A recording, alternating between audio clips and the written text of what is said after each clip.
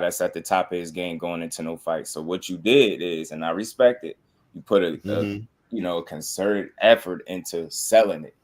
Because like you get what I'm saying, that you doing your part. Because when you get in that ring, it's gonna be tough sledding for you. I think it's gonna be tough, and you know that. Yeah, you got a guy that works out, milk and soda cat, no soda, you know what I'm saying, against a guy that's smoking and drinking. Hey, I'm going with the guy double that's whammy, Jay. He's doing a double whammy. You know how dangerous that mix is. It's terrible, man. Come on, That's man. terrible, man. I'm sorry, man. Just me knowing that about you make me just gonna really go to your body, man, and break you down, man. Yeah. So, and then you almost admitted to doing drugs. I said, bro, he got you scattered brain. He got you over here admitting the stuff you ain't even did. As you man, I thought we was in an NA meeting for a minute. My name is Ryan, and I'm an alcoholic. I was like, bro, keep coming back. Dad was on his helmet, bro. He was on his helmet. Yeah. That was definitely a PR mistake right there, man. I know his people were upset.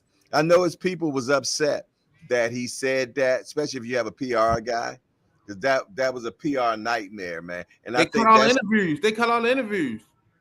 Yeah, Ryan ain't interviewed yesterday. Yeah, because he didn't want that question. He didn't want that question, man. Shout out to Shara Whitley. How you doing, sis? Good to see you. What's going on, Miss Shara? Soldier J, what's happening? Yes, you streaming right now, Senior? Yeah. Marcel Trigg, shout out to the Rize family coming to check out the Hardcore Hangout. Hey, we welcome everybody into the Hangout. It's just a spot where we kick back, relax, chillax, enjoy ourselves, and talk about this beautiful sport we love called boxing. So I welcome all the Rize family, because y'all are the Hangout extended family for sure, man. Without a doubt. JBT is in the building, just boxing talk. That's what we do, man. Yes, indeed. So the way I look at it, man, Ryan is definitely doing everything he can to piss Devin off, because that way he got a chance of Devin just coming at him, trying to just go get Devin out of his regular what he normally do. He Devin's a superb boxer. We all know that, man. And I feel though that he's a better boxer than Ryan. You know what I'm saying? So Ryan is doing everything that he can do to piss off Devin. Make Devin game plan be like how Ray Leonard game plan was against Roberto Duran first fight. You did. He talked about Ray's mama. He talked about he talked about his wife. He talked about Ray's wife. He did everything to make Ray want to get in there and whip his ass instead of box. And it worked. It worked. You did. So, yeah. Mayoga did the same thing against Sugar Shane, man. So I think that's his game plan. I'm going to do everything, because, I mean, that video that was released, man, was a shot that was heard around the world. Mm-hmm. It was heard around the world, man. It is what it is, man. You know what I'm saying? What do y'all think, man? Coach Eddie, talk to me, man. Yeah, I think it, like you said, man, it's a good. It basically puts more money in both of their pockets, man, at the end of the day, man, because now it's got people talking. Look, it's sparring, man. Everybody done ever laced up a pair of boxing gloves done had a bad day in the boxing ring. At the end of the day, Teofimo Lopez got touched up by Tank Davis. Goddamn Rolo Romero beat up Ryan Garcia in sparring. He beat him up. Tank Davis got touched up by Kevin Johnson. He got touched up by Elijah Pierce. It's boxing, man. But at the end of the day, it's a good sale point, and it's gonna get more eyes on that fight. And like I say, it's setting up the next fight possibly with Tank Davis and Devin Haney. Another thing I want to add, just talking about Ryan Garcia with the drugs and the alcohol, it's a built-in excuse. I think Ryan's already defeated. That way, if he loses, I wasn't living clean. I was drinking and I was smoking. He got a built-in excuse already, man. And I think that's why he let the world know that he's doing that, because if you wouldn't just come out and just volunteer that information. That's something you want to keep on the wrap. Oscar De La Hoya never talked about his struggles, even though he was on cocaine and alcohol. The later part of his career, he never came out and broadcasted it. So why would you give that information up. To me, it's a built-in excuse. You know what I'm saying? And I think Ryan Garcia is gonna get beat pretty handily in this fight right here. And one more thing, real quick, how you think that oil of Olay face is gonna hold up? That skin, Ryan Garcia's face looks like it's smooth, it's well moisturized. I guess you got to say pause, like whatever now. But when Devin Haney started dropping them jabs on him, this is a pause-free community. Good, here. I'm glad, man. Yeah, but like I say, well moisturized, oil of Olay on his face, Jergens, shea butter, cocoa butter, whatever. His face is soft, and when them jabs start busting Ryan Garcia up, how's Ryan gonna react to seeing his own blood? How is he gonna react when he know that ice pack is going over the eye? He knows the eye swollen up. If I was Devin Haney, I'd go there, try to bust him up. I'd try to cut him over underneath his eye, over the eye, underneath the eye. I'd try to bust him up, bust his skin up. Because Ryan Garcia, he reminds me of a guy named Victor Ortiz. When it got rough, quit. He was like, I shouldn't be taking this much punishment. And I think I would punish Ryan Garcia. I would mess his face up. You know what I'm saying? Hey, man, I be talking to him in that corner. Hey, look, buddy, you're looking kind of bad right now. You might not want to look at yourself in the mirror right now because your face is busted up. You're leaking all over the place. You got to cut over this eye. You got to cut over that eye. I tell him while we in the cleanse, I said, man, your face look a mess, man. Put it in his head, man. Because I think Ryan Garcia shown that he will quit. He quit in that Tank Davis fight. He made a conscious decision. He got that body shot. He took that knee.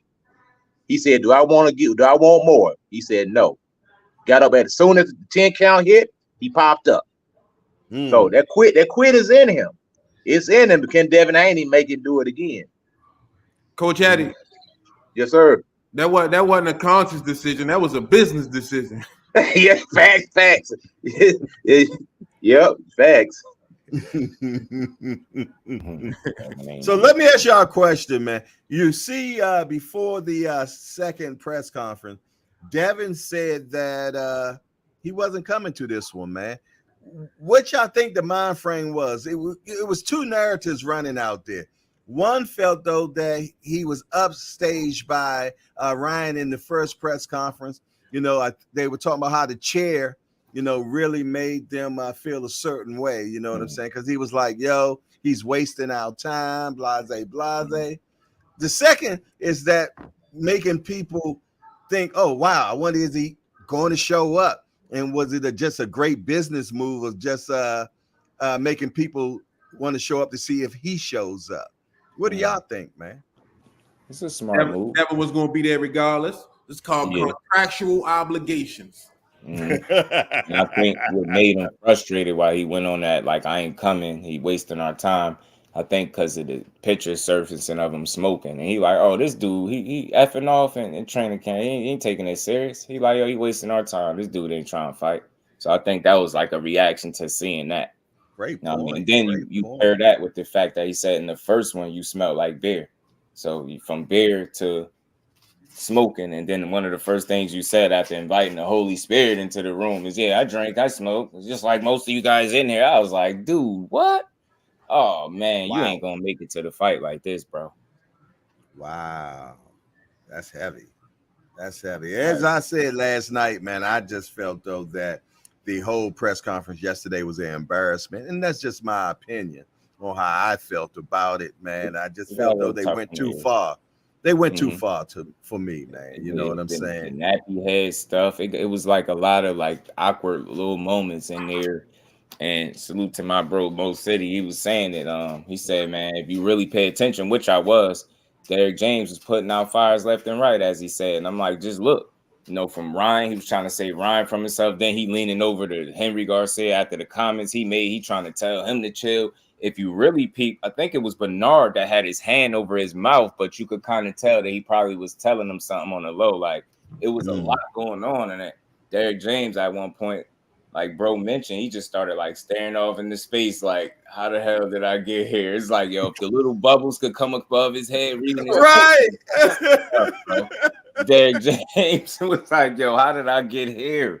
Like, damn, he looking side to side. I'm surrounded by foolishness. Somebody get the truth in here, man. God damn. My goodness, it was crazy. I'm gonna tell you the most important. I enjoyed the Dora song, man. I enjoyed the PG ration, man. I enjoyed the PG. Cocomelon. I said, what? I started checking my phone like I thought something happened. Right. Something happened. I'm like, did I press play on something? Yeah, I was fucked up. I didn't know that was my bad. I was messed up. I didn't know that. I'm like, what the hell is going on? Yeah, I was tripping for a second. Wow, man. Oh, that's B3 up there? Yeah, that's B3, man. Why he being quiet? No, he on that gelato, man. He's stuck, man. Hey, what's good, bro? I got something called Frosted Flakes right now. No beer. It's a hybrid. Frosted Flakes. It's pretty. It's pretty. Why B3 not talking his talk, man? Come on. Yeah, the Haneyite right there is here, man. The king of the Haneyouts, man. Hey, what was you thinking? What you want from me, man? What you want me to say? All them niggas. You ain't no parrot. You ain't no parrot. Talk your ears. Hey, senior, that video, them little clips that Ryan paid for. How much you think he paid for them? No. We gotta talk about. I want to hear what you're gonna say about the clips. Don't even worry about the price yet. We can get to that after you say what you're gonna say. I'm gonna fry your ass today. Quick. Listen, man. We talking about Tank, man. Like, I'm not shocked. I mean, in the back, OG. I'm not shocked that the sparring looked that way or points to the sparring looked that way. I mean, we already know what Tank's style and what he coming with, and we know Devin's style. Devin a boxer, and Tank is a puncher. So his job in that sparring was to stop Devin. It was doghouse rules. So I seen Tank deliver some heavy blows to try to get Devin out of there, and the young brother withstood him. And he was able to finish the sparring. So I want to see the rest of the sparring, you know. Yeah, granted, man, we will say that Devin was 16 years old, man. We're gonna give him that. You know what I'm saying? And yeah, no doubt. I'm gonna give it to him, man. He was 16 years old, man.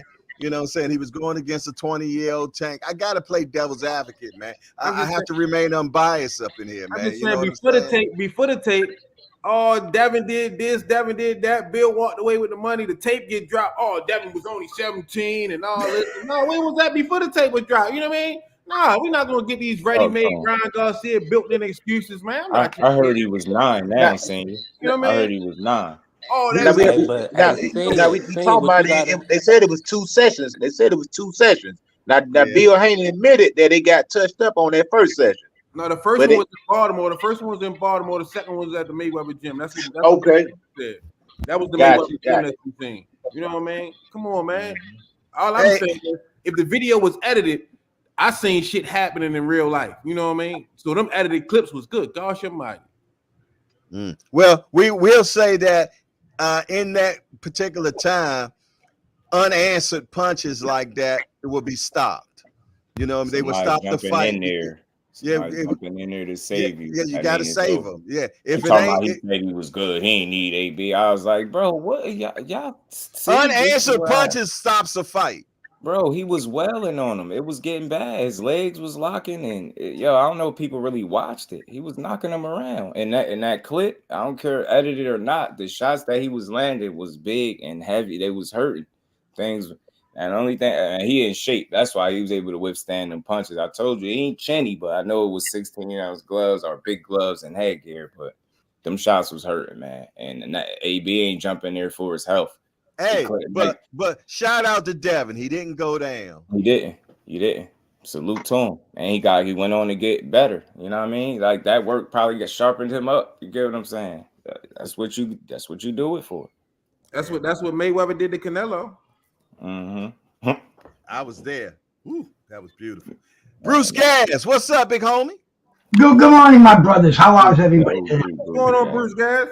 Hey, I was digging that press conference yesterday, and I got a lot of things from that press conference. First of all, I found out that the reason Ryan, he doesn't want to go to New York, bro. He wants to stay in Vegas because they don't test for THC in Vegas. In New York, bro, they don't just test for THC, but they test for your levels. and they have on the New York State Athletic Commission contract, there's 150 NGs, which are nanograms per milligram of blood. And they have under that your recreational, your casual, over that you're habitual, you're an addict. And I think Ryan is afraid of getting that tag labeled on him. And also that fight can be declared a no contest under the New York State Athletic Commission rules. Or in Vegas, it's a moot issue. So Ryan's fucked up because of that.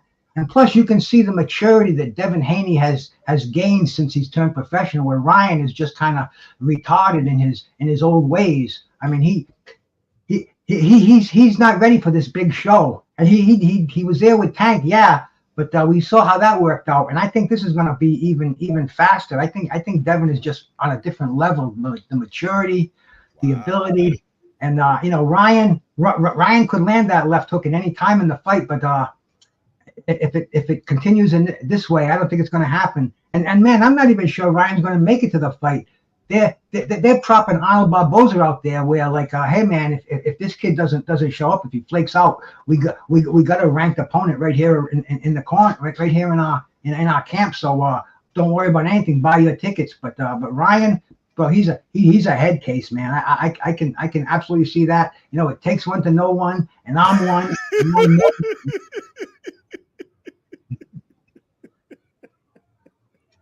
We appreciate your honesty. Keep coming back.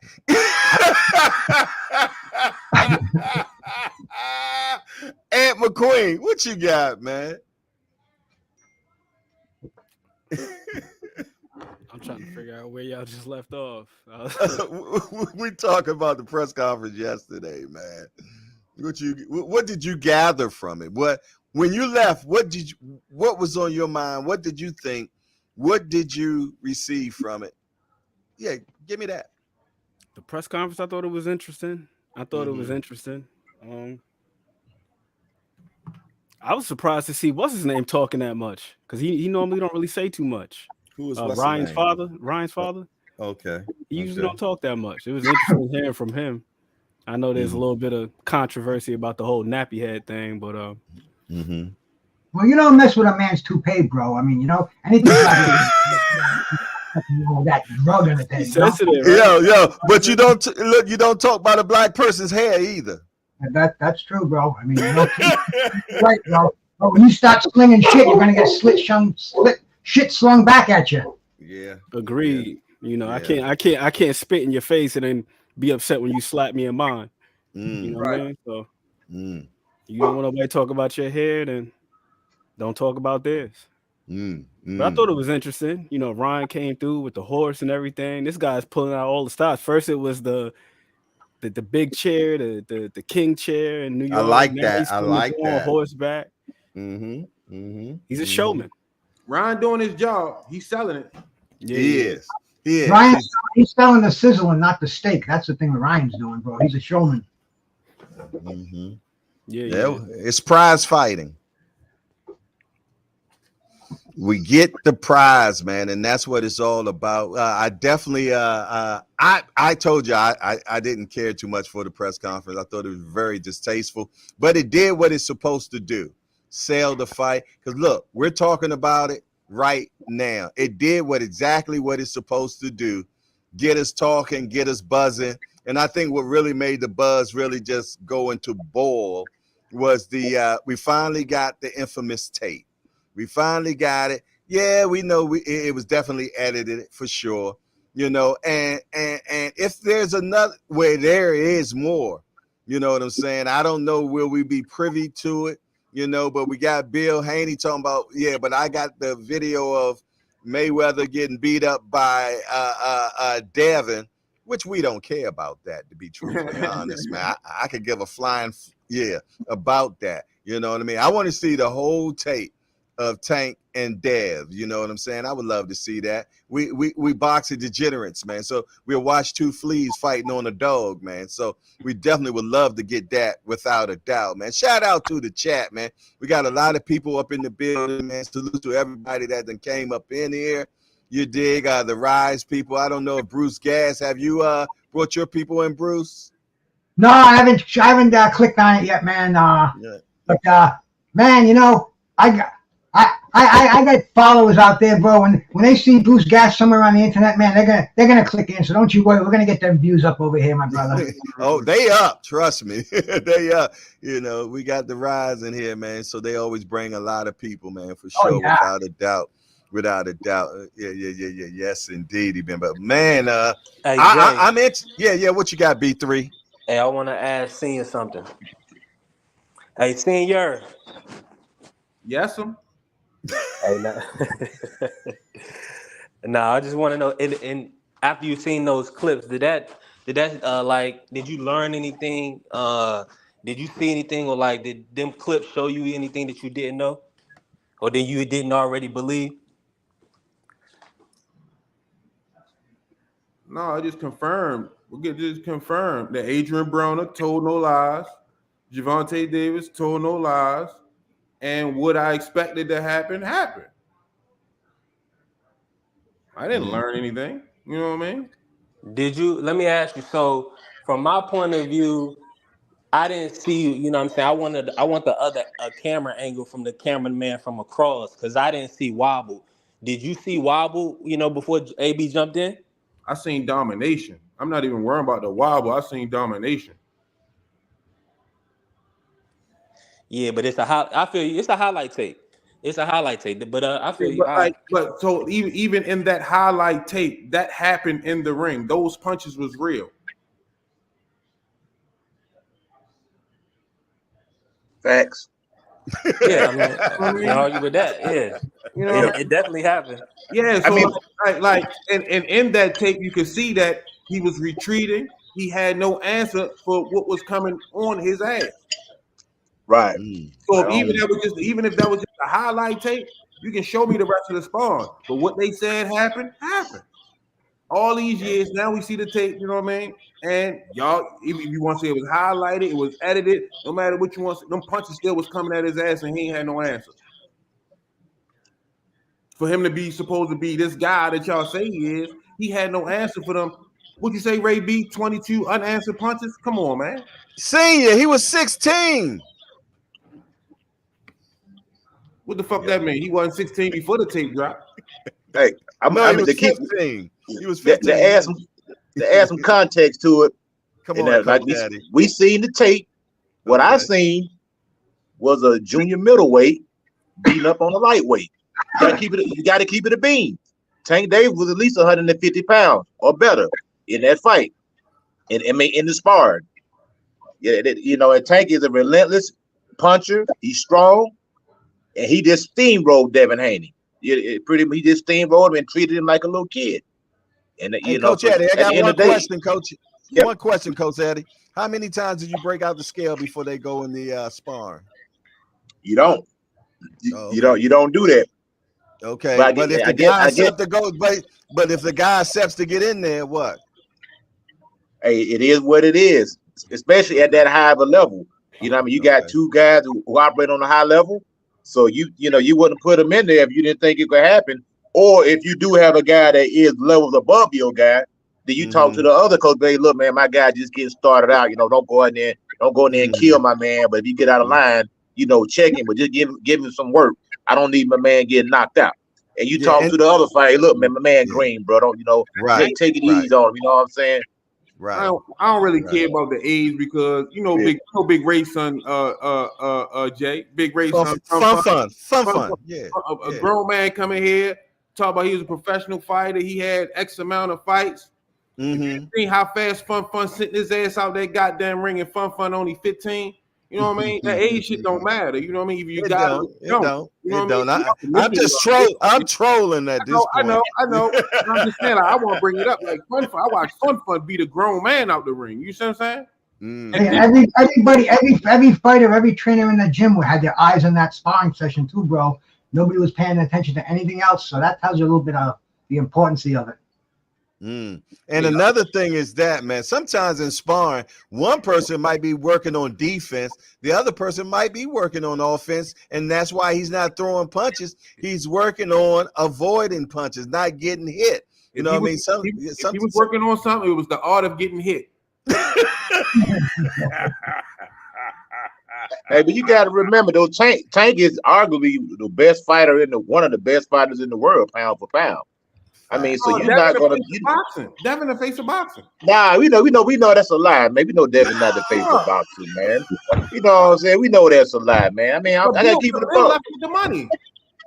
Man, come on, bro. You know Devin not the face of boxing. I mean, Tank is that guy, man. At the end of the day, 135. I mean, when you got to go back in errors and try to dig up somebody to beat a guy, that lets you know that guy is good. When I got to go back to the 90s, the 70s, the early 2000s to find a guy that can beat Tank, that lets you know the guy is good, man. He's not even on the. I mean, at the end of the day, he's on another stratosphere right now compared to these guys. But his inactivity could wind up costing him. He needs to get active and he needs to stay in the ring. Because no matter how good you are, that inactivity will get you, man, at the end of the day. Okay, I got a question, man.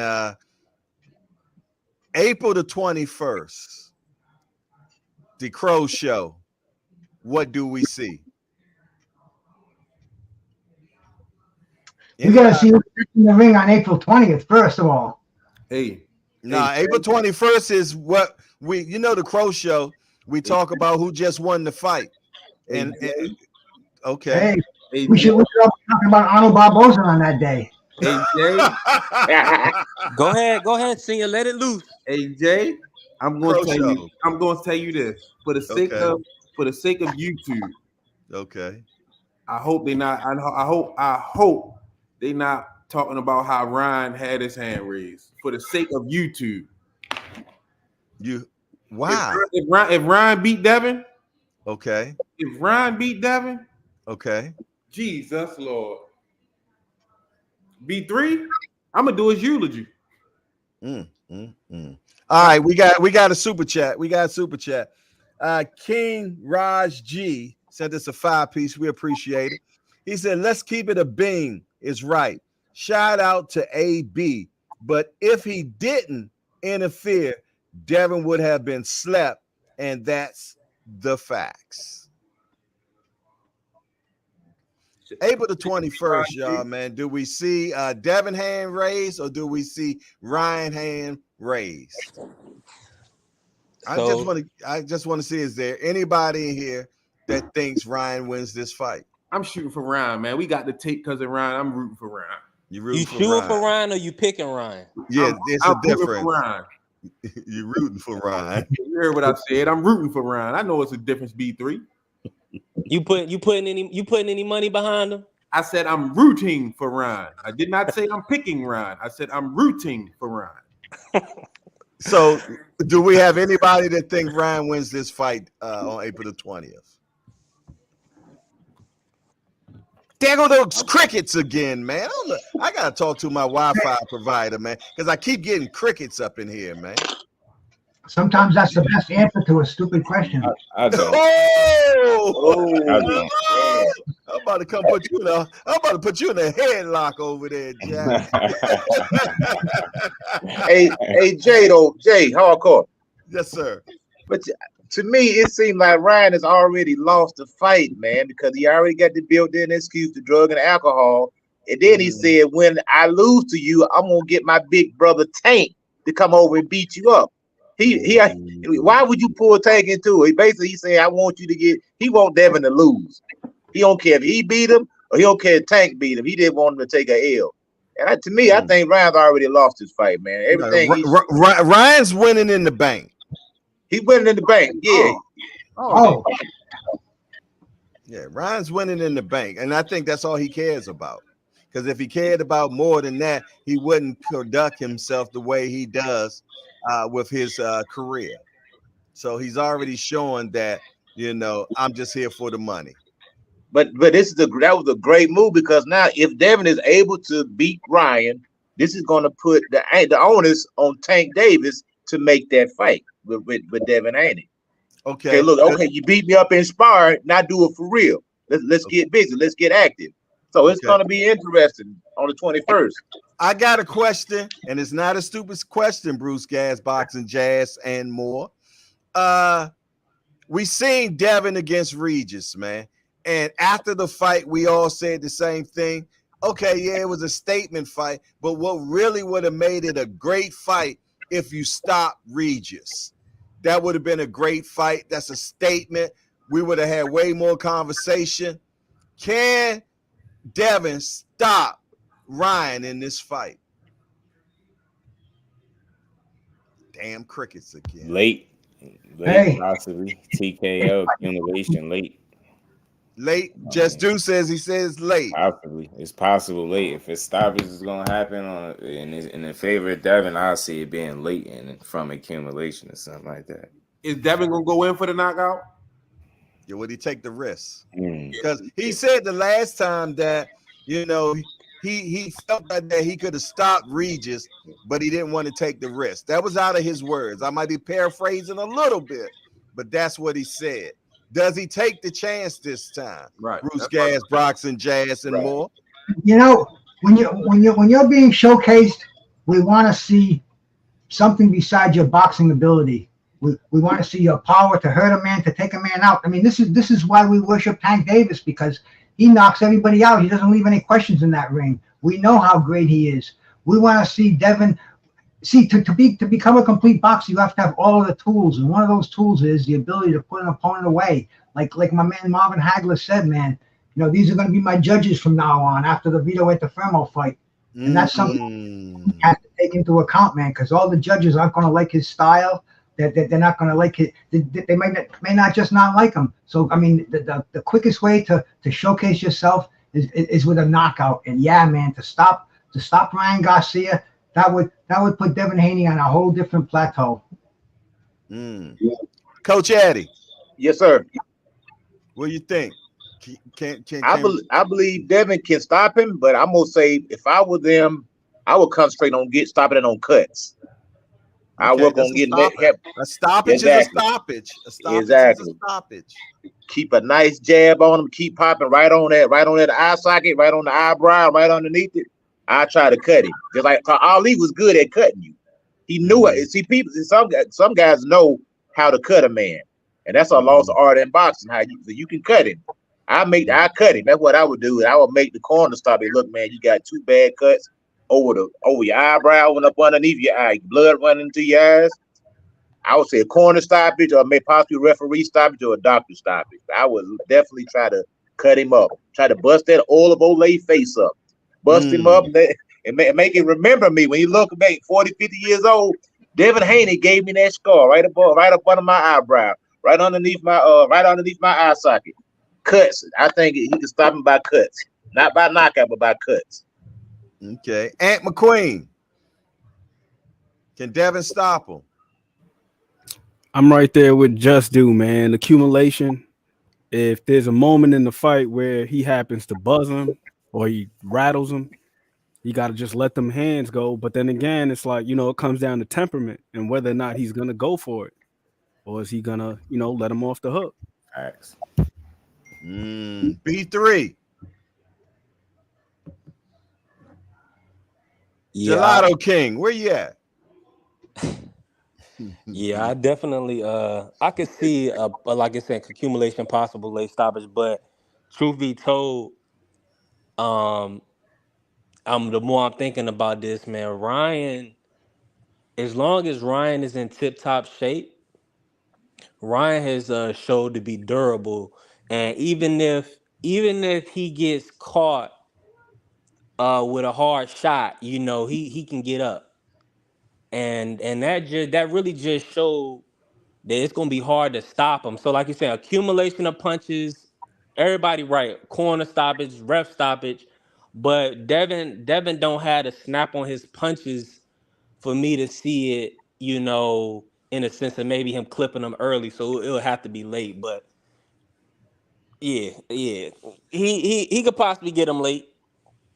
I'm gonna take that. I'm gonna put 50 on it. 50 late. Okay. Senior, did I get you? Yeah, I got him. I got mine out first. What B3 say putting 50 on? Devin getting a stoppage? Late stoppage, Senior. Oh, go ahead, donate that to the Hangout, man. Don't waste your money on fans, man. Don't donate that shit to the Hangout, man. Let them put that shit on the bag. At least you get a return on your investment. Okay, man. Do I feel though that Devin can stop Ryan? I think that he has the aptitude to, but do I think he takes the chance? No. I don't think he takes the chance. I think that he's just going to work on finishing cleanly. I think that he's from that Mayweather school effect that I'm just going to win this fight.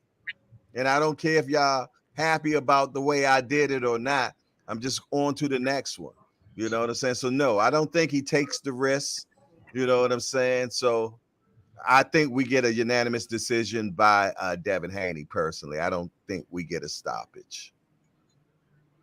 Yeah, see, I answered that question where I answered it from the point of where do I think he should get a stoppage, where if that's okay. And I would say yes, but will he get it? I'm betting on a very, very wide unanimous decision. I think that's the way the fight's going to end. Okay. Let's look on the other hand, man. What does Ryan have to do to win this fight against Devin? Show up. Oh, show up. That's it. He gotta show up first. Oh, okay. Barboza waiting, so he gotta show up first. Okay. Well, let me get Just Do. What would Ryan have to do, man? Cause I love these beautiful minds I got up in here. Tell me what he got to do, Just Do, for Ryan to win this fight. For Ryan to win, he got to be first, and he can't sit back waiting for Devin Haney. I think he got to force it to be more of a fight than a boxing match. I think if it's a boxing match, like, chess match, as we like to say, I think he's going to be at a disadvantage. I don't think he could win the chess match, but he probably can win a fight. He forced, Devin Haney to fight. So I think he's going to have to be on that front foot, but he's going to have to be calculated and smart doing it. He's going to have to take chances. And you said it, you think he pillow fisted, right? Well, you can't be, hesitant to get in that fire, because I think that's your best chance at winning. Bringing the fight to Devin Haney. If you sit back and wait, I think he's just going to pick you apart. Just don't think you got the IQ and the skill set to match him. So, again, your best shot is to force him into what he don't typically do, which is fight. He likes to box. You got to make him fight and try to land your shot. You can force him to make that mistake that he has a tendency of making, bending over to the right, which would be that left hand that you like to land. You might have something, but you definitely going to have to take chances. Coach Eddie, what did Ryan have to do to beat Devin? Well, he need to go see Sidney Poitier and Bill Cosby and get hypnotized like on Uptown Saturday night. Put the whammy on him. Yeah. That's what he need. He need the 40th Street Black, and I forget what they call JJ and Farnsworth. Yeah, he need. That's what he need. But realistically though, man, it's gonna be uphill, man. Ryan, I just don't see him winning the fight, man. I don't think he got to punch. To me, he's got to punch his chance, man. Because Devin Haney is so good at slipping under shots, man. Ryan Garcia doesn't bend at the waist very well. He doesn't change levels very well. Everything Ryan's more of a headhunter than anything else. And Devin's so good at dropping underneath shots, man, sliding in and tying you up.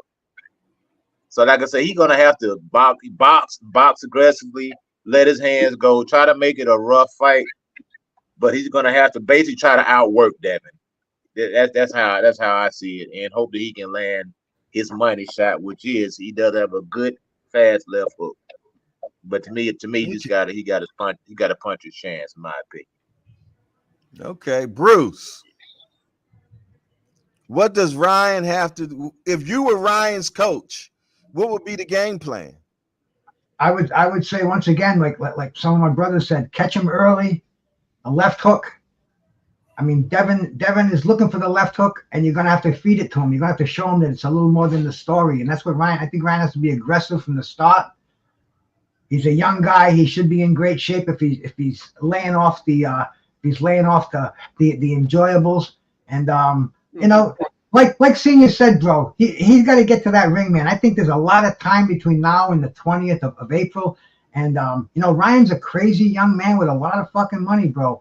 One minute he's praying to Jesus, he's straight as an arrow. He's trying to convince the audience that he never touched coke in his life. I mean, this right now he could be in the crack house. Who the fuck knows about Ryan?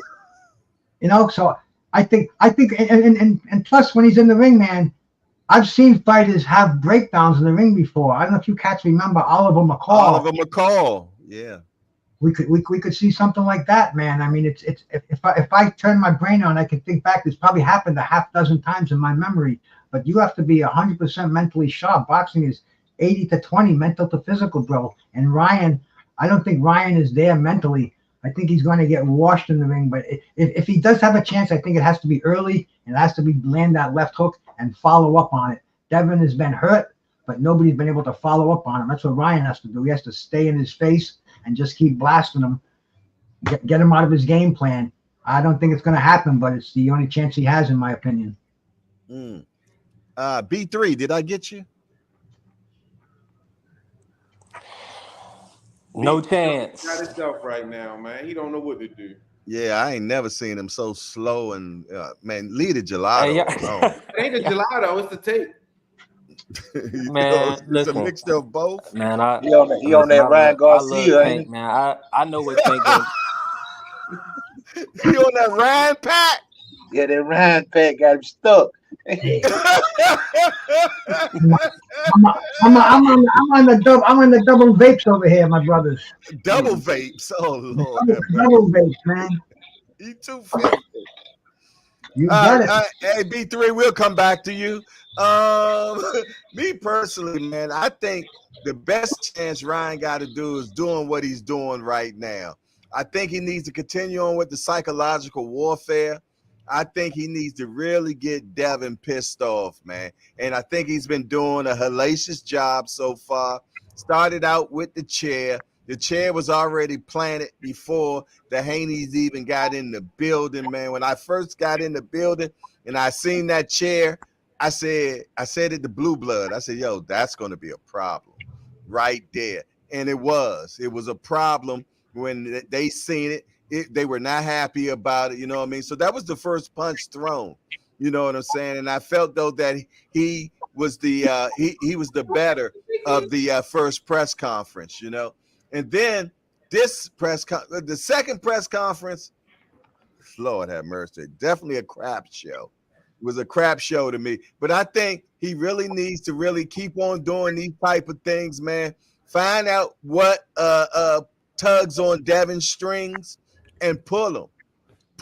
Now, when it comes to getting in the ring, hey, he got to make it an ugly fight for Devin, man. Devin don't like it inside, Jack. And he got to pick the lock first. He got to get in the door. And Devin has a magnificent jab. You know what I'm saying? So for him to get around that jab is going to be a problem. Yeah, he's going to have to keep his foot on the outside of Devin's, man. You know what I mean? So he's fighting a downhill battle, I think, once he gets in the ring. You know what I'm saying? So I really focus. The Devin. I mean the P. Diddy thing. Another psychological thing, man. Yeah, the T-shirt and the picture of them in the pool together. You know, and right now P. Diddy trending about grooming young guys. Yeah, that didn't look good either, man. So he know what he's doing. He's definitely trying to get Devin to fight him and not box him, man. So touche on that, man. But I still don't think none of that's going to be enough, to be honest, man. Devin wins by unanimous. I said unanimous. Yeah, put that in the book, Al Booger. Another hardcore word, man, for the book and thesaurus. Yeah, man. But I'm looking forward to it, man. Just the remaining antics that we're going to get leading up to the fight, I think are definitely going to be priceless. I think he got a team sitting around the table thinking, how can we piss Devin off? If I was Devin, I'd turn off my social media.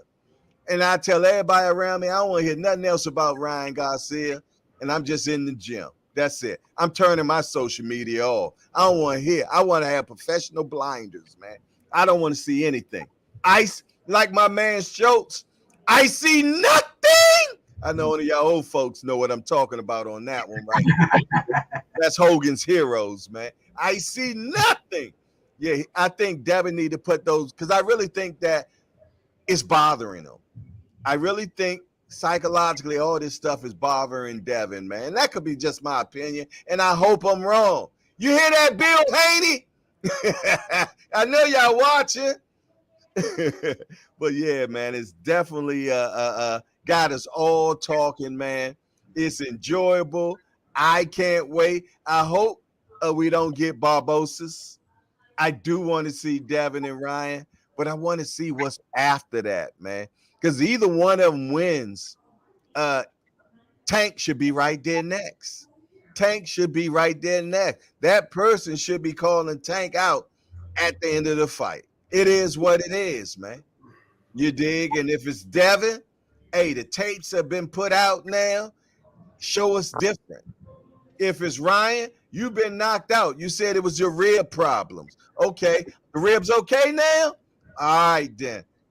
Fight rematch. You got the belt now at 140. Tank coming to take it. It's all good. It's all good unless there's some nasty rematch clause in there.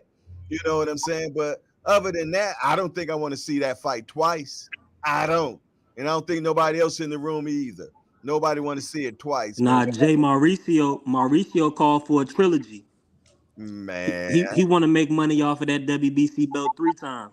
Oh, damn, B3 talk? Shit. Yeah, I'm still here, senior. Damn. I'm still here. Hey, but listen, the problem with that is when Devin win, it's still a weight issue because Tank fight at 135. So, you know, if we do get the rehydration or whatever weight on same day weight, you know, there's going to be you know, more roadblocks placed. So Hold on. the reason why Hey, Floyd B3, have you heard Tank say that Devin has to have a rehydration clause? I ain't heard that from out of Tank's mouth. Matter of fact, the guy that hangs out with Tank, Richards Hitchens, I love his last name, Hitchens. I mean, he's destined to be a boxer. He said that Tank said to him, I'll fight him at 140 without a rehydration clause. Now, that's what Richard Hitchens said. I don't want nobody going back and say, or Jay Harcourt said, Tank said it. Because no, Richard Hitchens said Tank said that to him. All right? Hey Jay, with all due respect, Hitchens don't draw up no contracts for Tank. He don't. I know what you're saying. The So head of at the end of the day, the head of the bees do. Watch him out, B3. Watch how you talk to my big home. Nah, I just had to put it out there because we know what time it is. He ain't worried about Tank is a going business. What'd you say, I got. Oh, go ahead. I got a scenario. If Devin wins and Tank moves up to challenge Devin Haney for the 140-pound belt, and let's say Tank wins that belt, does he stay at 140 to defend those belts, or does he drop back down? Because there's a lot of heat at 140. What you trying to say? Tank can't handle the heat? Is that what you're saying? I ain't saying that. I just asked a question. I posed the question. That's it to the panel. If he win those belts at 140, does he campaign at 140, or does he just hold on to? Or does he let those belts go, or what does he do at one? Does he stay at 140? Does he fight the Teofimo Lopez? Does he fight the Cuban Matias? Does he fight the Gary Antoine Russell? Does he fight those guys? So you got a lot of tough competition at 140. That's my question. Coach Eddie, in my opinion, absolutely. If he go up there and fight and win a belt at 140, I think he will campaign at 140. But as we've seen with Tank can fluctuate in between weights depending on what's the best fight for him in that moment in time. Everybody's not always available. So absolutely, I mean, the Teo fight can be made. Tank can make all these fights, but it's the powers that be that's going to put it to paper. And like at the end of the day, they got to be bringing something to the table. You know, Devin, Ryan pushed the timeline up for a Devin and Tank fight. Floyd wants to extend that out for as long as he can so he can reap the benefits of it. He wants to turn it into a $400, $500, $600 million fight. So I do not think we get the fight anytime soon. I think maybe 2025, 2026. We got a super chat. We got a super chat from Brassley McClendon. Appreciate the 2-piece. He got to go fight Shakur at 35. I want that. I want that 135 fight, Me man. too. But I think it went backwards a little bit. due to the Shakur fight. The Shakur fight that he had supposed to have been a showcase fight. You know what I'm saying? It supposed to have been a showcase fight, and it didn't happen. You know what I mean? For all intents and purposes, they said he was hurt. He said he was hurt. So I need Shakur to refight De Los Santos, or give me another fight where you show me that it get the buzz talking, because it's the casuals that rule, man, and you gotta appease the casuals. And if you do a knockout, casuals love knockouts, man. And now you're talking Tank and Shakur again. But yes, us hardcores, we want Tank and Shakur yesterday. I appreciate that, Brashley McLennan. Appreciate that. I'm gonna put that on the bag for you too. I got one last final thought, Jay. One last final thought while I pop back on. Yes, sir. I don't see Devin making 140 anymore. He complained about making weight last fight. Right? So after this Ryan fight, he's gonna have maybe one more fight at 140, probably. Tim and Tank not gonna fight at 140. If they fight, it's probably gonna be if Tank wanna go all the way up to 147. I don't want to be Buzz killing Tim, but that's the way it looked to me, man. He's already crying about the weight. He rehydrated to 165. How long can you keep doing that? Yeah, but he's a rock between a hard place now, because you put him at 47. You talking about Killer McGrilla? Did you forget 2-0 at 147? But if you can't make the weight, what you gonna do? You got to fight at the lowest weight you can make. I think he's gonna do what he did. I think he does what he did when he was in 135. He's just gonna emancipate. I said emancipate. Be emancipated. Whatever words. Y'all know what the hell I'm trying to say. Emaciate. That word right there, man. I like mine better though. It sounds a little bit better, but that's freedom though. So what the hell scene you talking, man? Boots. Yeah, man. He's between a rock and a hard place. He can't go to 47 and do anything, man. Unless you got some low. But it's got to be some low hanging fruit. Like if Barrios get a belt or something. Yeah, he can take on the Barrios, the Stanionis, and then if he look real good against them and feel confident, go see Ennis. Look, so you're a stand-up comic too. I'm learning so much more about you, man. Goodness the gracious. Man is a prize fighter. You're multi-talented, I tell you. Hey, hold on. We got a super chat from my big homie, Cash Sport, #JBT, 2 o'clock shorty, if you will. He said, Devin already at 140. Why ain't he fighting all them guys? Shake my head. Because he got that big money fight in front of him. That's before he got low hanging fruit for big money. That's why. I'll fight Ryan too. And Rolly next. And Rolly next. Word. Yep, that's it. Wow. And let me ask. Can I add something to the panel, Jay? Yes, sir. I see the gelato that went down a level. So yeah, it went down a little level. I'm Tampa Tommy. He got me rolling. You know what I'm saying? I'm feeling like Tampa Tommy right now. Okay. Let me ask y'all this, because I know there was mentions of Devin possibly having to move up, go to 47 or whatnot. What y'all think about Devin versus Matias? Anybody got any thoughts on that fight? Because I picked Devin to win that fight. I think Devin outboxing. Hey, tell us why. Break it down. You know how we do when we say this the hangout. This the hangout now. We don't just say, I think somebody win. Why? But the same reason. The footwork, the ring IQ, the hand speed, the punching power is not as bad as people like to think it is. It's decent. Devin Haney has pop. He's sharp. He's not a devastating puncher, but he's sharp. He can bust you up, as we seen in the George Kambosos fight. He busted him up. He busted Rize up. But he has respectable power. I just think he's just a level above, a few levels above Matias. Matias is a relentless puncher. He's in good shape. He's well conditioned, but his defense is not horrible defense. Yeah, his defense won't hold up against Devin Haney. Devin Haney is one of those punchers that I think it hurts when he punches you. It hurts. I got a question. I got a question though, Coach Eddie. He fought Erkshoff. Now they said that Erkshoff was a devastating puncher. He let that guy punch on him for 2 rounds straight without throwing a punch, man. And that guy supposed to be a serious puncher. Right. And but Matthias Beard stood up nicely, man. And after all that punches he took, man, he just smashed that boy, man. And keep in mind what he did. You know what I mean? And I'm not bragging on it, man, but the brother did cancel somebody, man. Yeah, he did. Yes, he did. Yeah. But say Devin's smart. You know, Devin knows how to win. He's like a Andre Ward. He's like a Floyd Mayweather. Okay. You know, he'll switch it up. You know, if things aren't working his way, he has no problem with tying you up. He has no problem with grabbing you. Yeah, he has no problem with holding you. Mm-hmm. You know, he knows all those different tactics because at the end of the day, it's all about getting the W. I mean, yeah, you want to be entertaining, but would you rather be, you know, lackluster in a win or entertaining in a loss? A la Mayweather, yeah. He learned that from Mayweather. So, and after the Linares fight, he learned how to hug. You know what I'm saying? You know, clinching is a part of boxing.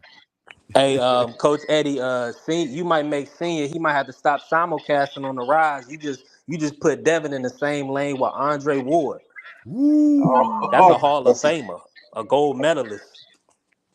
But those are the guys that you look up to, man. You know, if you want to be good, you have to look up to those guys, and you have to steal their trick. You have to steal things from those guys and add them to your arsenal. You know, so at the end of the day, I think Devin Haney is on his way to a Hall of Fame career. I believe the young man will be in the Hall of Fame. He went undisputed. I think he will be there for sure. Yeah. You can't take that away from Devin. Can't take it away. He'll be there. At the end of the day, he'll be there. There's one thing about him. He'll say, "I'll be your Huckleberry." You know what I'm saying? So we're going to see. It's a lot to see, man. I like what we got going on, especially in the 140 division. We got some gunslingers, man. You know what I'm saying? It's just the point, can we get them all in the ring, man? And that's it's like pulling teeth. You know, if we could just get those fights happening at 140, woo-wee, that would be just beautiful, man. I would love me personally, give me a Sabrina Matias against a Gary Antoine Russell. I take that fight any day. Give me that fight. Huh? That's a fun fight right there. Yes, indeed. I love it. I would love to see that fight. I hope that fight gets made because nobody's calling out the IBF champion, man. Nobody's calling the IBF champion out, man. First of all, you got to get, if you fight him, you got to make sure that you can make weight 10 pounds above. That's it. You know what I'm saying? The night of the fight, 10 pounds in that morning. That morning, you got to still make 10 pounds, man. So you can only come in at what, 150? Can Devin do that? Hey, what kind of drama you think there'd be with Ryan fighting Teofimo Lopez? Would that be a drama show before the fight began and maybe even after the fight? I think the psychologist wins. They both gonna come in there with their psychologists in their corner. But no, I mean seriously, any of these fights at 140. I mean, we've been waiting for Ryan. We've been waiting for Devin, for Tank, for Haney. Let's get these guys in with each other, man. Anything at 135, 140. That the belts really don't mean shit anymore. The weight division doesn't mean shit anymore. It's the name marquees fighting the other name marquees. A side versus A side. I mean, this is the kind of fights that we want to see today, and get these guys in the ring with each other before it's too late. Yeah, but that's not fair though because they playing keep away. You got a guy like Russell and Matias. These are your clubber lanes. These are you guys that's waiting on the outskirts. These are your tough fights. You're not going to look good against Gary Antoine Russell. I don't care who you are. You're not going to look good against him. You're not going to shine against him. He's going to be on you. And he's smart. Exactly. And he come from a boxing family. Yeah, you know what I'm saying? So you're not going to look good against the guy. He's a tough out. Nobody's calling his name. Nobody's calling that guy's name. But you got to give those guys an opportunity. You got to fight your mandatory. That's what I don't like about boxing. Yeah, and you and me both. I'm with you with that, man. I'm tired of people not fighting their mandatory. But what's so bad about it is they can remember when they were the mandatory, and they cried, they bitched, they moaned. But then when they get into that position, they won't fight their mandatory, man. It's like, yo, I got mine, you gotta get yours, man. And I don't like that about boxing, a la Canelo. Look, see, he don't like it either. The dog don't even like it, man. The dog say, I want fights, man. and all these fighters, the $100 million payday, unless your name is Tyson Fury or Anthony Joshua or Usyk, you're not getting $100 million payday. That's especially with no pay-per-view. It's too easy to stream a fight. I mean, I like PBC, but why would you go and sign a contract with Amazon? And that's the very same device that everybody used to steal your fight. They ain't gonna buy that fight, man. They're not buying nothing, man. So I never thought about that. Good Lord, you're right. Yeah, man, nobody buying those fights, man. I mean, that $400 million stuff is over with. That record will never ever be broken. It'll stand for eternity. Yeah, 400 million pay-per-views. No, 4 million. Yeah, I'm sorry, 4 million pay-per-views. That record will stand for eternity. It will never ever be broken because it's too easy. It's too easy to stream a fight, or you can just tune in to somebody's podcast and get the play-by-play like back in the day. Because a lot of these fights is garbage fights anyway. You know it's gonna happen. So why would I spend $90? My cable bill is already $200. Then I'm adding in 2 or 3 more pay-per-views. Now I'm up to $400 for a cable bill. Nah, it's just not happening, man. So these guys got to get in and fight, man. At the end of the day. Well, you still got a cable bill? You ain't cut the cord yet? Yeah. We was talking about that last time. I got my cable bill. I got it down to $70. They tricked me. They said you can keep it for $70. I said, all right, I can roll with that. Okay. I didn't cut the cord about 5 years ago, man. Yeah. Question. I got a question for y'all, man. Does anybody know or have an idea? Because it's looking like to me like what's up with Gary Antoine Russell? Why? Like it's like they got him on the shelf, like he's being blackballed. What's happening with him? Well, the Russells have always had big spaces in between their fights, and I don't know if it's the business of boxing or this is how they like it, just to keep themselves. I don't know. I don't know if anybody has the answer to that, man. I don't know. Are they shrewd businessmen? I don't know. I have no idea, and I don't want to speculate. I don't know why we don't get Russells like we want, man. Oh, that's sad, man, because Gary Antoine is exciting to watch, man. He really love exciting that to watch, man. I love that kid, man. Yeah. He can rumble. And I actually had a chance to go to the Russells gym one time and watch Gary Antoine Russell train. And if you go all the way back to maybe about 4 or 5 years, y'all can see the interview that I did with him. You know what I'm saying? But I watched the kid train, and they got stuff in their gym, man, that they make. They make certain things to work out with, man. Like they had this thing that you got a bunch of duct tape on it, and as he's running, it's tied to him. It's like steel just tied to him, man. And I also like that thing they made for their face in between the rounds, man, that they keep it cold and they put it on the face, man, and it takes care of all the face at one time instead of having an end swell. You know what I mean? They got a whole face swell, man. It should be patented and sold, man, because it iced the whole face down at one time while you in the ring. You know what I'm saying? Opposed to just keeping ice on one side. Because how about it's on both? Now you got to be two-fisted. They'd have made something that you put over the face. Them some next level guys, man. They're very intelligent. Gary Antoine Russell, man, just some people just a fine fact about him is he graduated valedictorian of his class. And I know some of y'all don't know what that means because like me, you know what I mean? But that's the smartest person in the school. And I think he went to private school. I'm not sure. But yeah, he's a very intelligent kid. The Russells are very intelligent, man. Their daddy groomed them well. You know what I'm saying? And when he passed away, man, that was definitely a dark moment in their lives because he was a real father. He was a real father, man, and he taught them well, and he made men. You know what I mean? So salute to the Russells, man, for sure, man. Yeah. What Hey else we Jay. got going on? Hey Jay. Yes, sir. I got a question for Coach Eddie.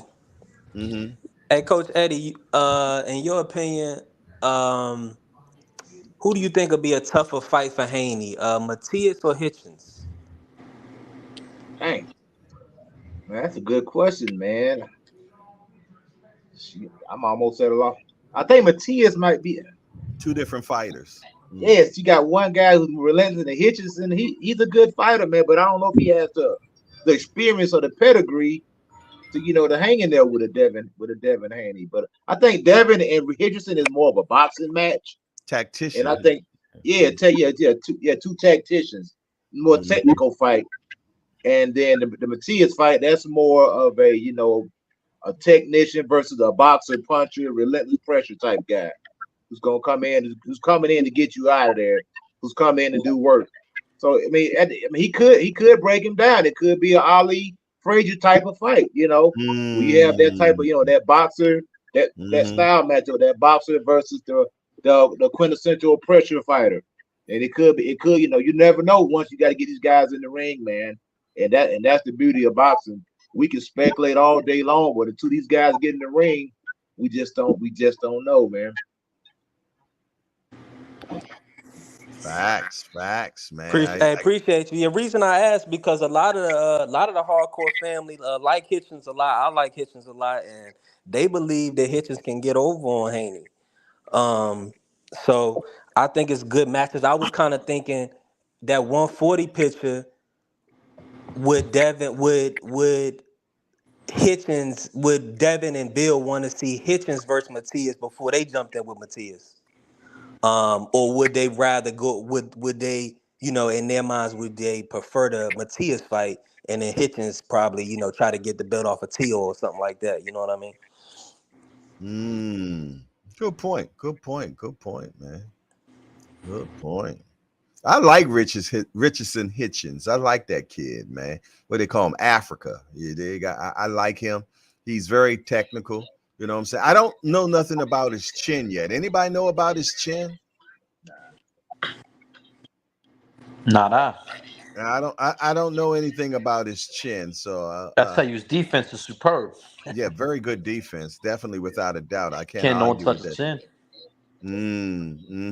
I got a question. What about Keyshawn versus Andy Cruz? Woo! I'm Andy on that, man. I feel though, man, he beat the guy 4 times in the amateurs. And I know y'all gonna say, "Oh, Jay, that was amateurs and all that." But in actuality, man, I feel though that it's like you got dogs, man. When them dogs had that fight, man, and one dog puts his ears back, and them ears just stay back the whole time, man. I just think that Andy always going to have the psychological over Keyshawn, man, and him being in there with Bozy and learning from Bozy's. He's sitting down on his shots and everything now. I think it would be an excellent fight, but if I had to put my $1 on it, I'm going to have to go with the gold medalist Andy Cruz, man. I would rock with Andy Cruz right now. Yeah. Just I rock with him slimly, but if they wait a little bit, Keyshawn, he a gym rat. He with a serious team. He's young. He's he's definitely growing, man. And he looked stronger than Andy. You know what I'm saying? I know that don't mean everything. He definitely have a pro style. He came in with a pro style. Right. He come with that pro style. He can still develop. So if they fought at like 140 or something, I might lean towards Keyshawn just a little bit if he continues to develop. But 135, Andy all day. Okay. But he ain't I like Andy. Man. That's my only worry about him. Yeah, that's scary, ain't it? It's scary. But then scary, again, man. Sweet Pea ain't have no pop either. Until he needed a knockout and he would get it. Are you comparing Andy Cruz to Sweet Pea? Yes, I am. Yes, I'm not saying he's Sweet Pea. I'm not saying he gonna be Sweet Pea. But the similarity is he's got a flashy defense that sways the judges. You know what I mean by like a flashy defense? It looks slick. It looks fly. Like you can win with that kind of defense. Whereas like I don't know who's another defensive fighter, man. Haney. If Haney just shells up and goes all defense and coast, you're not gonna win like that. It's not, he might really win, but it's not gonna look good. You have a hard time winning. Andy's defense is flashy, man. Like it looks like he's straight outclassing you when he's executing defense, and then he coming back with pinpoint accurate shots, and shit, my mother from Cuba, so I'm a little biased too. Crazy defense, man. I was watching the kid defense last week. Oh my goodness. Picking off shots and everything. It was just beautiful to see him in the ring. I mean, when you talk about sweet science, man, you definitely got to add him in there, man, because the science was definitely sweet last week for him, man. I loved it, man. You were there. You were at the fight, man. So yeah, my first time I attended a fight, I was there. That's right. After 27 years, man. Yeah. Shit, after 49 years on this earth. Yeah. Oh yeah. I guess so. Yeah. But yeah, after 27 years of prison, though, man, you came out and seen your first fight, man. Wow. Yeah, that was a good experience. I'm gonna be real, y'all. Okay. If I was Keyshawn, I would leave Andy alone. Why? I think it's a bad style matchup because Andy. See, the thing about it is Andy can box very well. He's a high skilled boxer, and he can get like Coach Tommy was saying, man. Andy defense is top level. He's elite. His defense is so elite. Shakur had to tweet about it. Yeah, he did. When Keyshawn is really his brother. So if I was Keyshawn, I would, stay out of his business. Yeah, just it ain't. T.O. is his route. Well, you know what? I think Keyshawn is staying out of his business. If I go by his text, and y'all know I like reverse engineering. He said, "Why is a silverless chasing after a gold?" He was like, basically, was saying, "Leave me alone, leave me alone." You know what I'm saying? He was like, "Why is a silver medalist chasing the gold?" You know what I'm saying? He ain't. You know what I'm saying? That was a slick way of saying, you know. I mean, the gold chasing silver. Yeah, why is the gold chasing the silver? Yeah. Thank you for the correction. Yeah, that's what he tweeted. You know what I'm saying? He was like, "Leave me alone, man. Not right now." You know, and rightfully so. Do you think we get I'm gonna put a year on it. Do you think we get Keyshawn and T.O. within a year?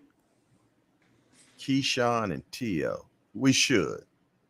Because Keyshawn believes he could beat T.O. You know what I'm saying? I can see Top Rank making it happen. Top Rank will put you in there and fight. That's one thing I like about Top Rank, man. They'll put you in there, especially when you're about to leave the building. Oh, they're going to get everything they can out you before you go. So I can see that fight happening. I think we're going to get T.O. Matias first. One thing, T.O. will get in there, man. T.O.'s taking on a good level competition. Devin Haney, T.O., Loma, they get in there, man. You got to get them dudes their props for that, man. They got really, really good resumes, man. For the amount of time they've been fighting, for the amount of fights they have. I think T.O. is going for the biggest fights he can get now. You see, he calling out Crawford, man, which makes no sense to me. That's how we know he crazy. But yeah, it's crazy. Yeah, Crawford will wash that boy, man. He will wash him. I like T.O. Even the Fortnite T.O. flipping back for T.O. to beat Lomachenko, Crawford stops him. T.O. problem is the opposite of a Tank's strength. I probably sound like a broken record. Y'all heard me say this a lot. What I like about Tank is that he don't need to think. He don't got to put that pressure on himself because he listens to what his coach says and he executes. That's a lot less pressure on yourself. T.O., look who he got in his ear. I think he's fighting on autopilot as well. Just like Coach Eddie was saying about Devin, that he fighting on autopilot. I think T.O. doing the same thing, and I don't think he's smart enough to do that, man. He don't know if you want to be a puncher. He don't know if you want to be a boxer.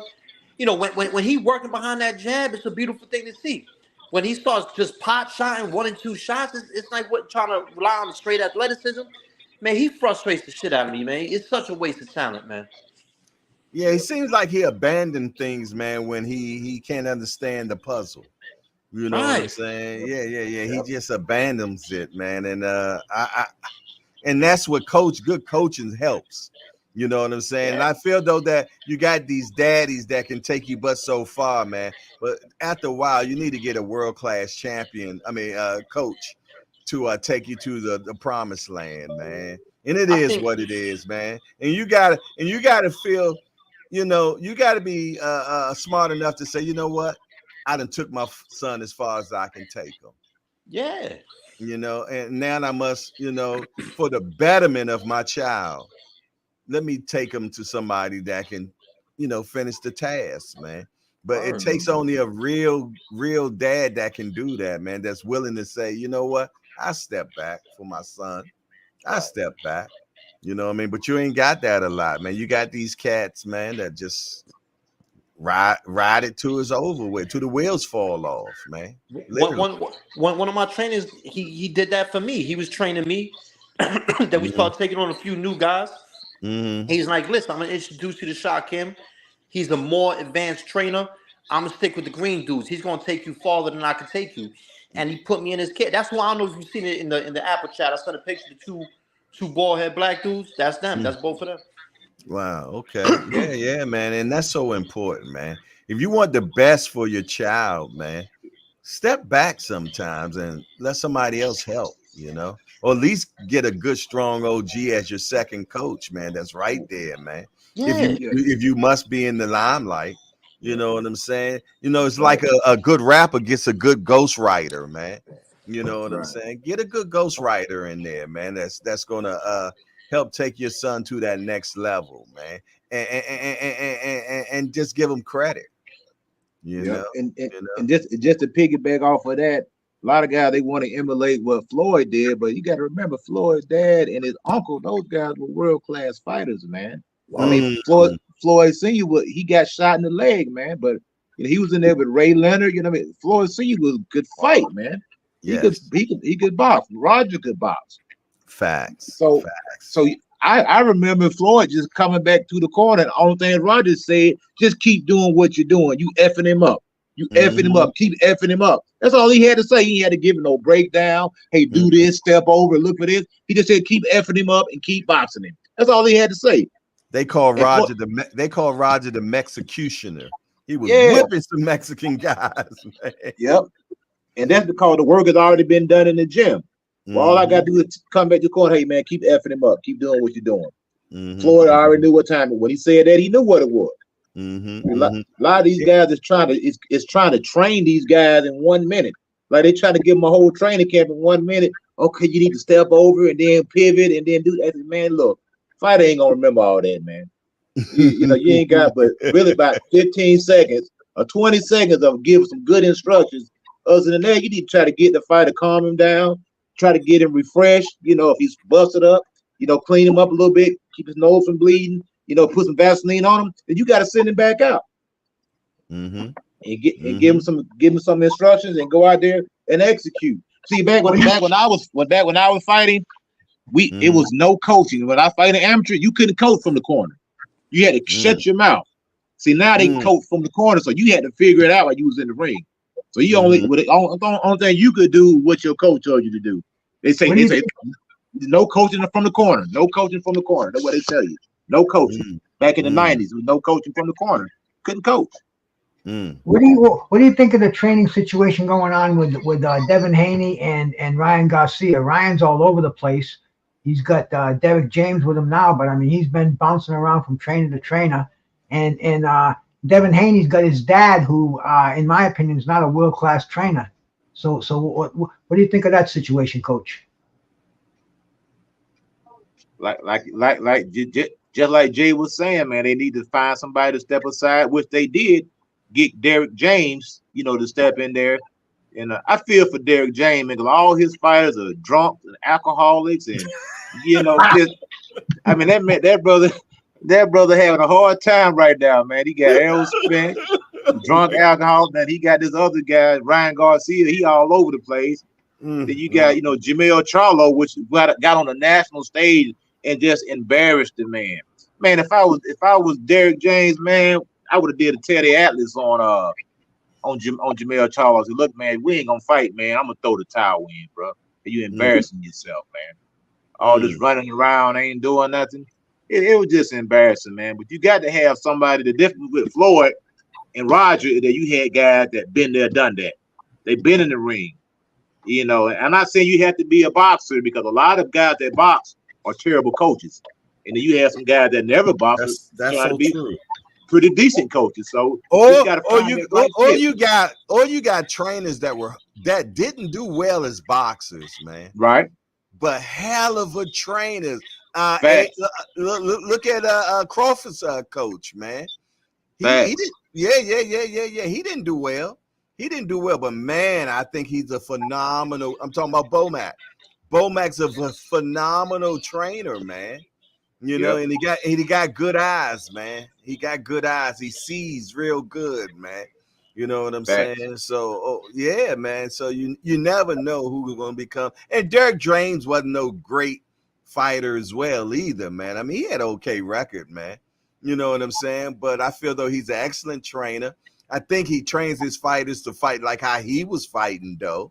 You know what I'm saying? If you go back and look at how he fight, you'll see Spence fighting the same way. You know, but I like to see Devin with somebody else, man. I'm gonna be truthfully honest. Two trainers stand out in my mind who are extremes. Like you got Freddie Roach, who was a mediocre professional, but he became a great trainer. And then you got Buddy McGirt, who was an outstanding professional, and he's an outstanding trainer. So it's there's really no cookie cutter method to judge on that. You know, I guess it all depends on how sharp the fighter's mind, the individual's mind is, what he can see. Relaying that experience and that in the preciseness of training, which you have to another fighter. You know, which is you can never figure out who's going to be the next great trainer to come along. That's so true.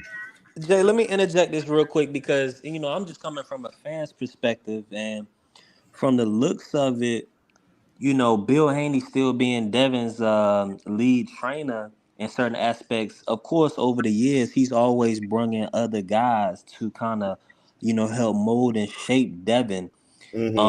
So, in y'all's opinion, like, do y'all feel like, I mean, I'm saying, because of course Bill has been learning over all these years as well. Now he has, Shamar Canal, and he also has Amari Jones, that he's training as well. Do y'all feel like, like a person that haven't boxed or haven't trained before, can learn over the years and become a good trainer? Over the years, I believe anybody can get better, man. I mean, anything that we do, consistency knocks the tree down, But when you have somebody like Devin Haney, which is a world-class athlete, it's nothing wrong with bringing in like a Joel Judah, man, to overlook things, man, and make sure things are done correctly, man. I feel though that his father is he's a trainer learning as he go. He's learning as he go, man. And shout out to Bill Haney for what he has done for his son. You know what I mean? But for me to just say that I think that he is all his son needs, I think his son needs more. And that's just my opinion. I would personally bring in the older trainer, a world-class trainer, man. And so I make sure that my son is getting the best that he can receive because he has a world-class athlete. His son is on the top of the world, man. It is what it is, man. So, yeah, I would, iron sharpens iron, man. And I would get the best help possible for my son. Yeah. I want to ask you this real quick, not to cut you off, and I want to ask. People kill me when they say I'm not. I don't mean to cut you off, but then cut you off. I want to hear your opinion on this. Who in boxing? Who would you like to see as let's say if you had to pick a second or somebody to oversee? If because that he hasn't worked with, like Yoel Judah. Who would you recommend? To help him kind of get more polished and be able to get over the. Be more exciting to the fans and possibly be able to step on the gas in some of these fights so he can start getting opponents out of there, or at least, looking more dominant. offensively. I like Ronnie Shields, man. I think he'd be a good fit, man. Rodney's nice. He's very nice. Or But Virgil Hill. well, one thing about Ronnie, man, I just don't feel though that Ronnie makes his fighters aggressive enough. Because remember, Jamel Charlo was with Ronnie Shields, and he was a beautiful boxer, but he didn't get aggressive until he got with Derek James. That's where we seen the aggressive part of him, So I don't see the aggressiveness from Ronnie. Like I'm gonna be honest, I would love to see a Bomac, but that's not going to happen. You know what I'm saying? So let me think on that for a second. Who would I like to see? Man, I would love, man, I wish Roger was still around, man, because Roger was the yin and the yang, where his brother was the offense and he was his brother was the defense and he was the offense, man. And you put them both together, man, it just made a beautiful fighter. I like to see it with me, man. I'm gonna tell you why I want to see it with me. Okay. You know what? I like Hunter too, man. I like Hunter. Yeah. I'm gonna tell you why, Coach. Because we treat these trainers just like we treat their A-level fighters. Facts. As though a lot of these guys are getting these guys that are already champions when they come to them. Inherited. Yeah, inherited. But a lot of your best trainers are guys you never see them, man. You'll never see them on TV. You'll never see them in that corner. Because how many trainers actually make a world champion? Like from the ground up. Like a Calvin Ford and the Kenny Ellis. They made Yeah. That's organic, grassroots, man. Grassroots, like a Floyd did. Yeah, from the cradle to, that's what you gotta like Mike Stanton. Mike Stafford, sorry. He took them guys from the grass. Rest in peace. Took them guys from the grass, man, and got them to a world title. You see what I'm saying? Well, Bill did too now. Yep. Bill Haney did too. He took his son from the cradle all the way up to now. And we got to give him that credit. And one of the greatest of all, man, Emmanuel Stewart. He would take him. Yeah. Man, I love Manny, man. Yep. Man, I'm gonna tell you who I think would be a good trainer, man. I think Lennox Lewis would be. I think Lennox Lewis would be a great trainer for a heavyweight, man. Oh, for a heavyweight. Well, we talking about for Devin though. Okay. Yeah, for Devin. About anybody but himself, But the Lennox I've seen lately, he doesn't look like he could impress his skills upon anybody else. He just seems, he don't care. Yeah. It takes a lot of time and patience to be a trainer, man. A lot of time, a lot of patience. A lot of money sometimes too. Yeah. Low key, you sound like a good trainer, man. What's that bald head white dude now? He used to fight in like 130. Bones Adams? Oh, yeah, Clarence Bones Adams. Yes. He said I just heard him talk, but just hearing the way he speaks about the fight game and all that, it really impressed me, man. It had me intrigued. Right. Yeah.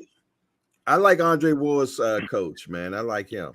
Virgil Hunter? Virgil Hunter. I like Virgil. Yeah, Virgil's very smart, man. So yeah, I would love Jay, that. I think. Go ahead. Okay. And I like Cunningham too. All these guys are excellent trainers. I think you hit it on the head with your first one, Bomac. Bomac and is my number one. Yeah. When Bomac put that game plan together in the Chris Eubank Jr. Liam Smith rematch, man, that was phenomenal work, man. He did so well they sent him to jail. Man, he was criminal. They sent him to jail. Guess what? And he did so well that he able to go back over there anytime Chris fight. So I'm happy for that. And I just feel like Crawford. I wanted to talk with y'all about Crawford a little bit too, but I think Crawford might maybe have a fight or two left. But I think I don't see why Devin wouldn't reach out to Bomac and get some work because. Or maybe even Crawford. A lot of these guys like training. Maybe they're not gonna do it full time, but you gotta pick these guys' brains, man. Because Crawford and Bomac, they at the top of the game. They doing some amazing work. And everybody that's under Bomac is winning. Everybody. Ain't nobody, everybody winning under Bo Mac, man. That song they say, all I do is win. That's Bo Mac, man. That's what he doing. I like Bo Mac, man. He done been in the Hangout too, man. So shout out to Bo Mac. You know what I'm saying? But yeah, he's done an amazing job with all his fighters, man. And he's so real. I love the realism of that guy, man. Bo Mac just as ghetto there is, man. I love him, man. You know, I like ghetto, man. That's just me, man. You know what I mean? And Bo Mac will tell you like it TIS is, man. I like when they asked him about Keyshawn. He said, man, that's just a kid, man. Y'all worried about that man smoking some marijuana? He could have been doing so much more. Man, you got all types of dogs over there, man. Yeah, this is my wife, dog. You're Pomeranian. Pomeranian, yeah, I see. 5 pounds. She'll bite your whole little toe off. Sounds like a kid. Those little guys got the most balls. I mean, they'll go after a pit bull or Roddy. They don't give a fuck. Exactly. Not this one. This one start barking at people, run behind me. Get me beat up. Hey, you know, I got a friend of mine who would make this guy's in the gym every day, former 2-time champ of the world, and he's got his services out there. He's looking for somebody to work with, and that's Tim Witherspoon. And if anybody wants Tim services, bro, get in touch with me. I'll put you in touch with him. He's in the gym every day. This was one of the most gifted defensive heavyweights of all time. He had a right hand from God that would knock your fucking head off. And he's available, and nobody's calling him. And it's, you know, I don't understand that. He doesn't understand that. All right, well, you don't put it out there now, man. So hopefully he started getting some calls, man. Exactly, man. All he got to do is have one fighter that make it, and then everybody else follows the trend, man. Mm-hmm. Oh, and he was trained by Slim Jim Robinson. I mean, Eddie Futch. He had Angelo Dundee in his corner. This guy's got fucking decades of wisdom available. Can you, a guy named Slim Jim? Goodness gracious, you know he got to be a bad dude. Oh, you Google him, bro. Slim Jim Robinson, one of the greatest trainers. You can mention him with all the top trainers in the world, man. Wow, man. That's amazing. That's right. But you got those celebrity trainers, man. I mean, you got to have a good fighter at the end of the day. If your guy can't fight, it don't matter who training. Your band can't fight. That's right. Because we've seen that a bunch of times. They gotta get these celebrity trainers and they get knocked out. Or they look worse than they did before they got the guy, man. So a lot of times, go ahead. No. You finish, my brother. Stop. No, like I say, it take two to tango. You know, you gotta have a good fighter. You gotta have a good trainer, man. You know, you can't have one without the other. You know, at the end of the day, man. You know what I don't like? Just a year and a half ago, Derek James was the best thing since sliced bread. But soon as his fighters started losing, man, now Derek James is not that dude no more, this, that, and the third. But just a minute ago, y'all was crowning him a trainer of the year, this, that, and the third, and everything. It's just how soon we forget, man. It's the boxing community is so damn fickle, man.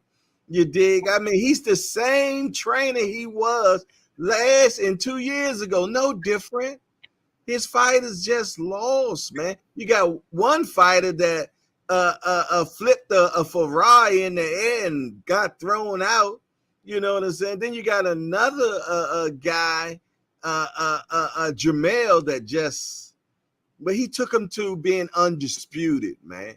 He went undisputed, man. But now since he did that weakness with Canelo, and that had nothing to do with Derek James, that was all Jamel's stuff, man.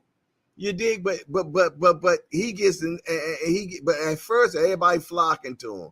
Joshua flocked over there. I mean, and now Frank done left him, from what I understand. Did Frank leave him? Anybody know if Frank left Derek James? Is that true or not? Anybody in chat, let me know. I don't know. But I heard that Frank left Derek James. I don't want to just speculate and say that's true because I don't know. You know what I'm saying? But if he left him, why? You know what I'm saying? Derek did not look like he wanted to be there yesterday at that press conference. Would you? But bro, if my fighter was fighting in a main event, Madison Square, well, I'm sorry, the center, Mm-hmm.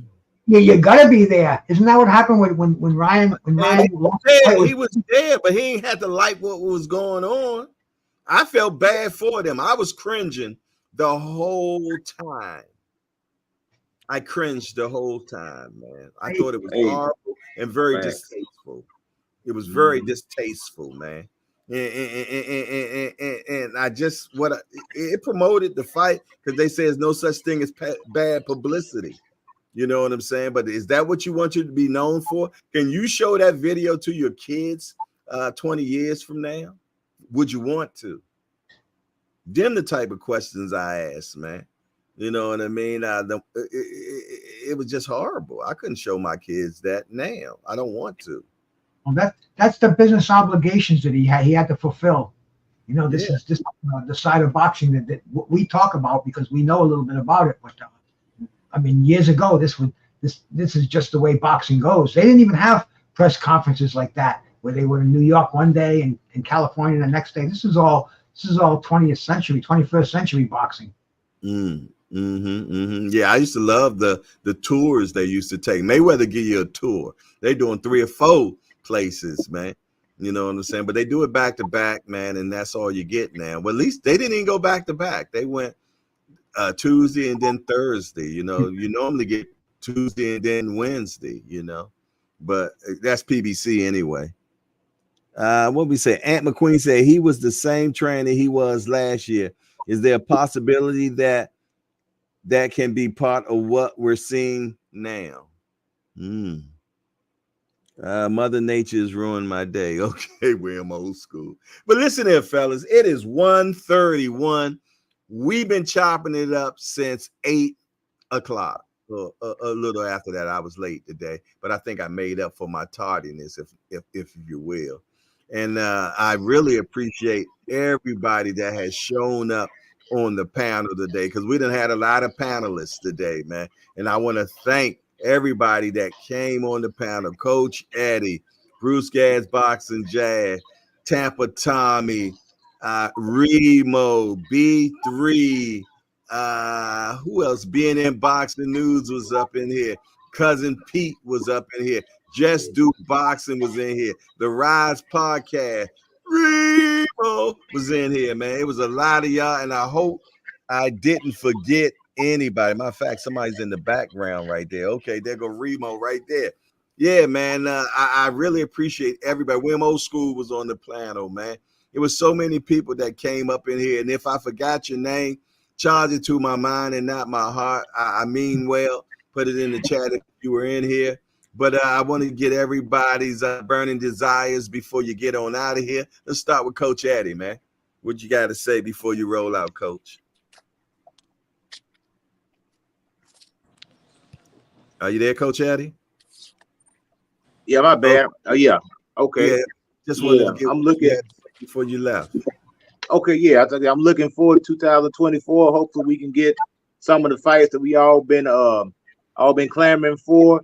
And I hope a lot of these guys get their opportunity. The guys that have been grinding and working hard in these weight divisions and feel like they're getting overlooked, or feel like they're getting leapfrogged.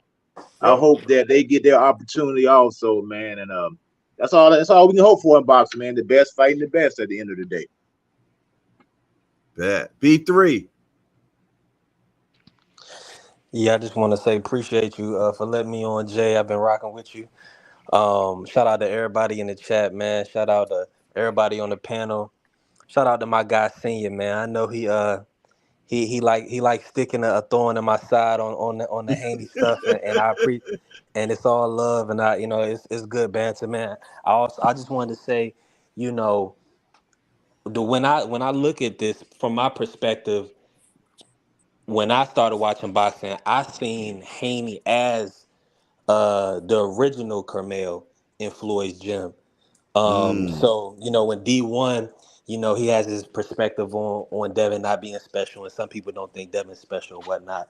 I look at it completely different, because from when I first started watching Floyd and started watching boxing, he had a young guy in there, that was growing and building or whatever that he was putting on. So when I hear about him going up against a Tank Davis at a young age and holding his own, that validates him to me, because he was able to get in there. He stood his ground, and at the end of the day, he had the cojones and the balls to go in there after his daddy only let him, do 4 rounds a few years before.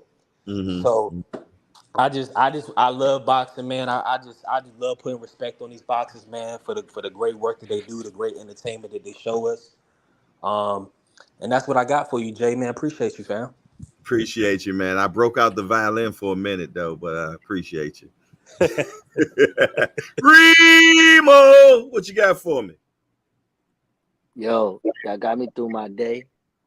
Appreciate y'all. Another good show. Y'all are some real degenerates. I just want y'all to know. But let's say about 10 minutes, I have some exclusive content in the chatment. And whoever's in the chat with a channel that want to throw it up is a very interesting video where I broke down everybody's viewpoints of this sparring. Oh wow. Whether it was from Big Floyd talking his talk before all the way to current. And something for everybody to check out later. But y'all got me through my day.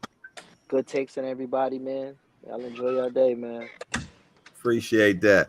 Tampa Tommy. Yeah, I just got 2 things, man. I just appreciate everyone who came on. Coach Eddie, Bruce Gas, B3, Ant McQueen, Thomas Hill, the whole team, man. I appreciate everybody, man. Naheem.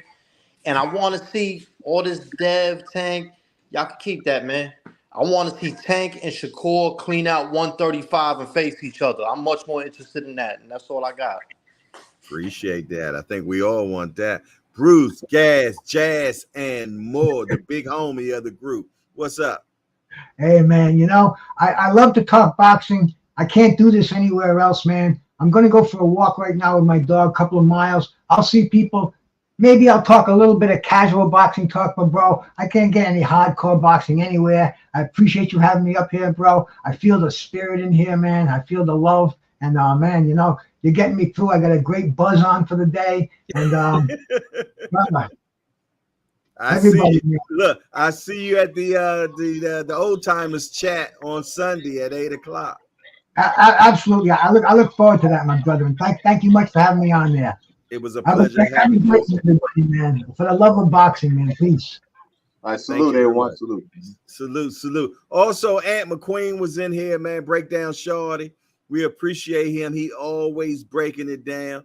And last but not least, at 2:00, it ain't over. The JBT ain't over. I just wanted to get a break before we go into Cash Sports. Yeah, I'm talking about the Boxtorian, man. The Boxtorian, man, is coming. If you want to learn something about boxing, check the JBT network with my guy, Cash Sport, #JBT at 2 p.m. At 2 p.m., he going to be breaking it down like he always does, man. If you don't know, it's right here. Cash Sports. That's my guy right there. Look for that. Google, well, not Google, but, go on the YouTube and go join his channel. He's going to be going live in about 42 minutes, man. And he won't be late. He won't be late like me, y'all. Yes, indeed. So y'all go over there. Y'all check Cash Sports, #JBT, and I guarantee you, you're going to learn something. And how they say, he'll learn you. And next week, he's going to be giving a quiz. He's going to be a test where you're going to win stuff. So you might want to go back and watch a lot of his shows, man. So you'll be sharp and ready for the test, because he is the Boxtorian. He's not a historian. He's a Boxtorian. You heard me. Get on over there. Check out my guy, Cash Sport, #JBT. Also, my guy, Just Do Boxing, was in here as well. Always bringing the unbiased approach, man. Yes, indeed. He going to be getting the baton pass from Cash Sport to him, and he going to rock out at 4 p.m. At 4 p.m., Just Do Boxing going to be doing his thing. And then I'm going to spin the block, and he going to pass the baton back to me at 8:00. Yes, indeed. And I'm going to break down at 8:00 what done happened in between 8 and 8, 12 rounds of boxing of news, man. And I'm going to let you know what's new that's happened at 8:00. And from there, I'm going to hand the baton off to Senior from the Rize podcast. He going to run ankle leg. That's the, yeah. He got the big homie broadcast, man. Yes, indeed. And I appreciate all you all that came over from the Rize podcast and hung out in the Hangout. I hope you enjoyed the Hangout. I hope you subscribe to the Hangout, since you know how we get down over here. We work on having an unbiased approach, but we all love our guys, man. You dig? And we Team Tank over here. It is what it is. And I ain't going back and forth with none of y'all about it. Other than that, it's your boy Jay Hardcore Boxing News. And I'm out of here. Man, how you turn this damn thing off? And I'm out.